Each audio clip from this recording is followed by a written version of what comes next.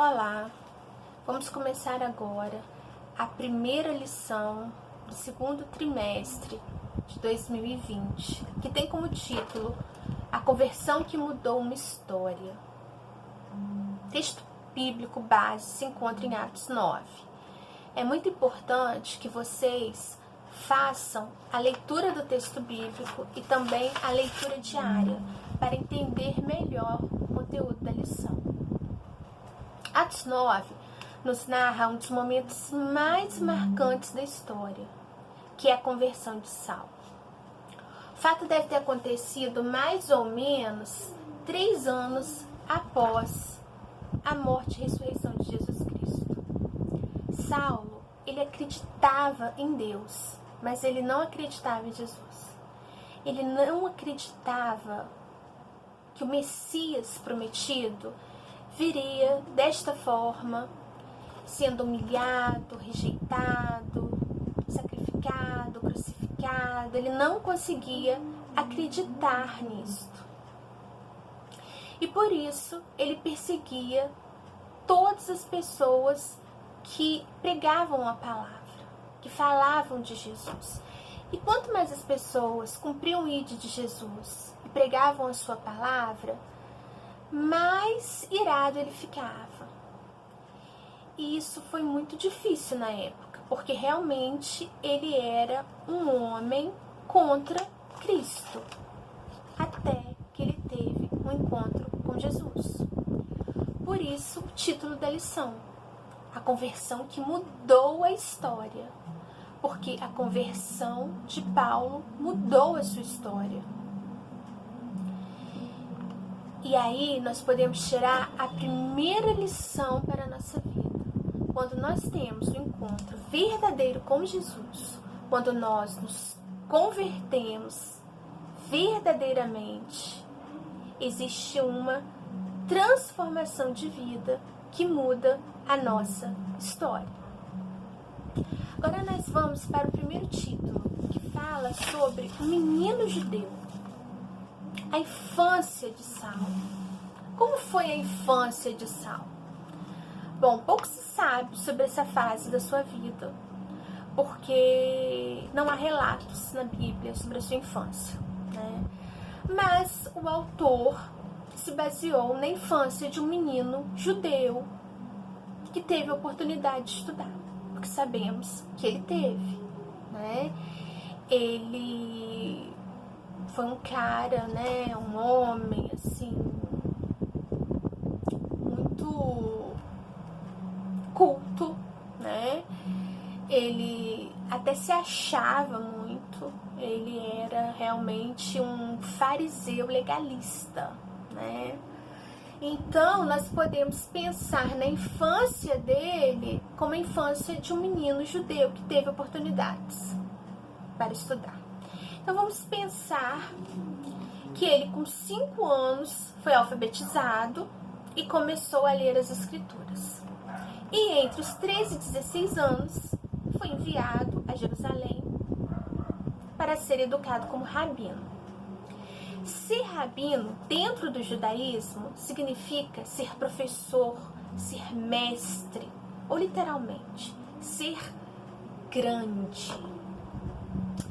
Então, Saulo, ele defendia o que ele acreditava, que ele estudou até então. Então, esse é um resumo do menino judeu, do menino e adolescente Saulo. O segundo tópico começa com uma pergunta. Quem era Paulo? Nós vimos até agora, né? Quem era o menino? Saulo, o adolescente Saulo.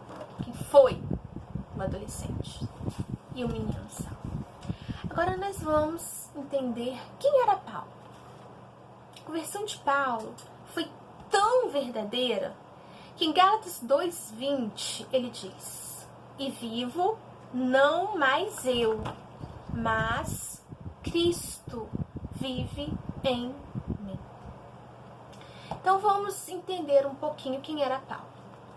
Pelo nascimento, nós já sabemos porque ele era judeu. Pela cidadania, ele era romano, né? Ele era um cidadão romano, o que lhe permitia acesso a cargos públicos. Ele era uma pessoa influente na sua época. Pela sua cultura, nós já sabemos que ele era um homem extremamente culto. Pela sua religião, ele foi circuncidado.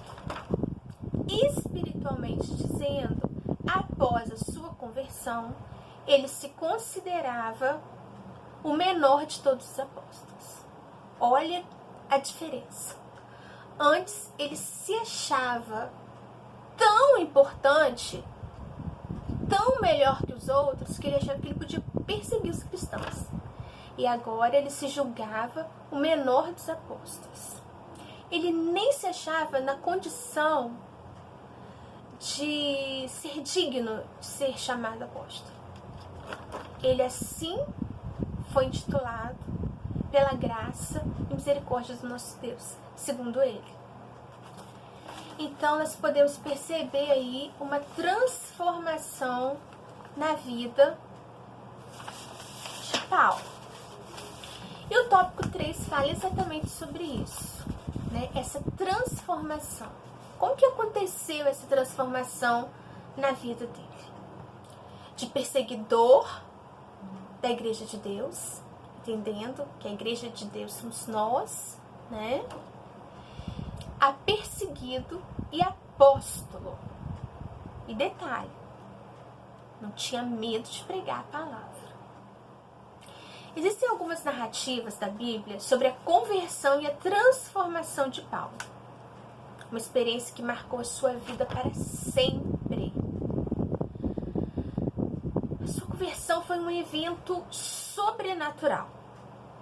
Ele viu uma luz mais forte que o sol do deserto ao meio-dia. Agora imaginem só, a luz do sol em um deserto ao meio-dia. Ele viu uma luz mais forte ainda.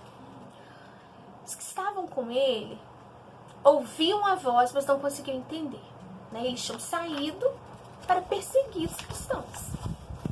E aí eles se depararam com essa luz.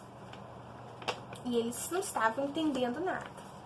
Então Saulo cai por terra e uma voz o alcança, que diz: Saulo, Saulo, por que me persegues?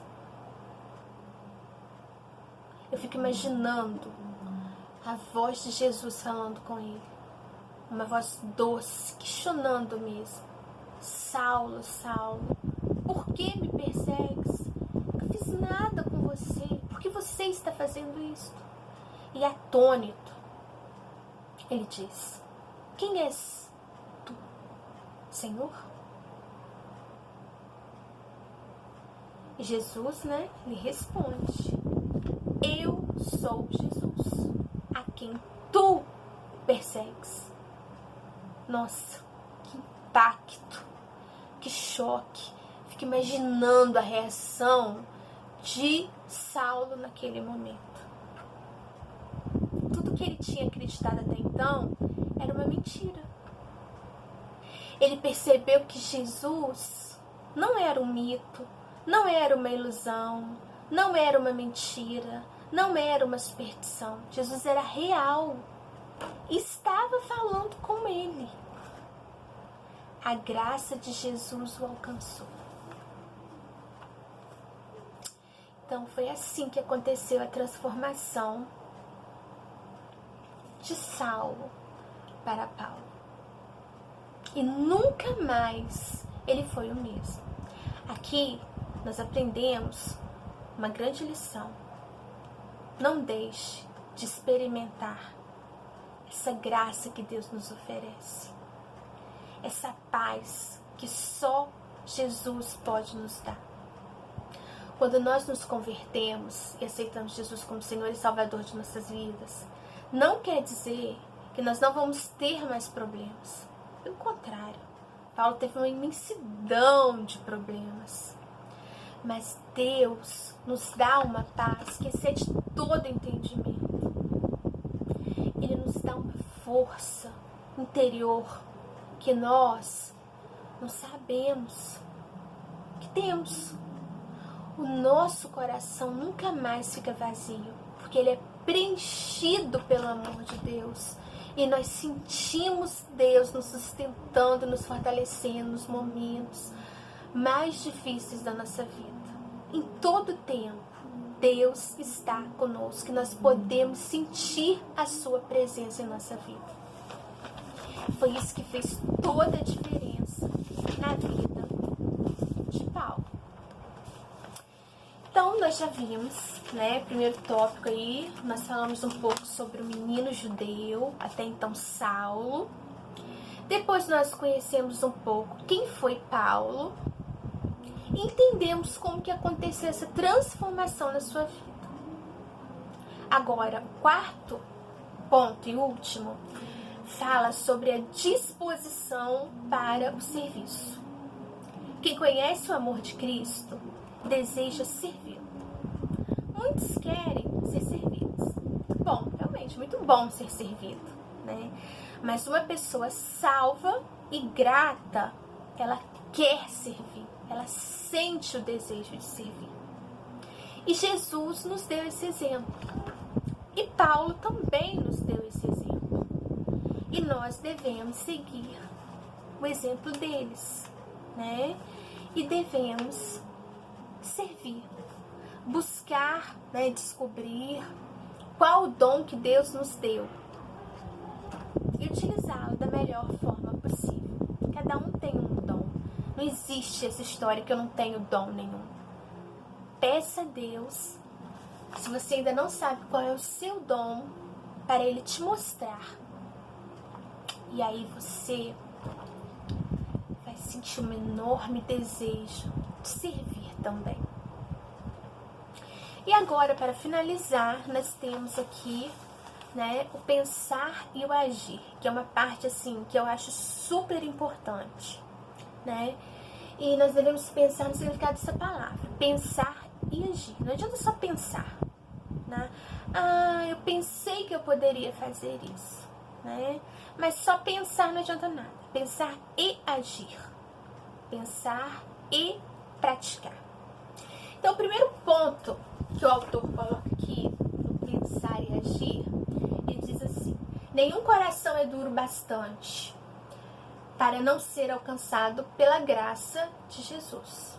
Não deixemos de orar por pessoas sem Cristo, pensando que elas são duras e nunca se converterão. Não há limites para o poder de Deus. Eu fico muito triste quando eu escuto pessoas falando assim: ah, não, pro fulano não adianta orar mais não, meu filho. Aquele lá tem um coração de pedra. Aquele lá não tem jeito mais não. Tem jeito sim. Será que existe um coração mais duro que o de Saulo? E ele foi alcançado pela graça de Jesus. Então, nunca se esqueça disso. Não há limites para o poder de Deus. Faça a sua parte. Segundo ponto importante para pensar e agir. O propósito real de Deus para nós só pode ser descoberto em Cristo. A conversão redireciona a nossa vida. Deus nos deu o livre-arbítrio. Mas só saberemos qual é a verdadeira vontade de Deus para a nossa vida se tivermos um encontro real com Ele e permitir que Ele direcione os nossos caminhos. Então, o propósito real de Deus para nós só pode ser descoberto em Cristo. Tem pessoas que levam uma vida vã, uma vida cheia de ilusão, que buscam nos vícios momentos de alegria porque nunca encontraram a verdadeira felicidade. Mas por que isso acontece? Porque a sua vida não é direcionada por Deus. Porque ele não faz o que Deus gostaria que ele fizesse para a vida dele. E último ponto aqui, muito importante também. quem é convertido deseja servir a Jesus. Vida cristã é dedicação a Cristo. Não busca de vida fácil e prazerosa. Você é convertido? Então, sirva. Independente de cargo, independente do cargo que você tenha na igreja, você não precisa ter nenhum cargo para servir. Apenas sirva. Vamos parando por aqui. Que o nosso Deus esteja esclarecendo melhor em cada coração. Um abraço e fiquem com Deus.